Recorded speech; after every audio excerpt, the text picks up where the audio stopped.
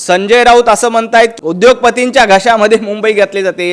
अहो, ज्या उद्योगपतींच्या घरी लग्न असताना तुमची लोक डान्स करत होती, ज्या उद्योगपतीच्या घरी लग्न असताना तुम्ही त्या संगीत रजनीमध्ये नाचण्यामध्ये धन्यता मानली, त्या उद्योगपतीबद्दल तुम्ही टीका करतायत। अहो, कुठलं तोंड आहे तुमचं?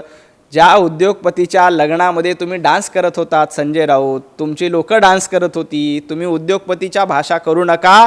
कुठल्याही उद्योगपतीच्या घशात मुंबई जाणार नाही।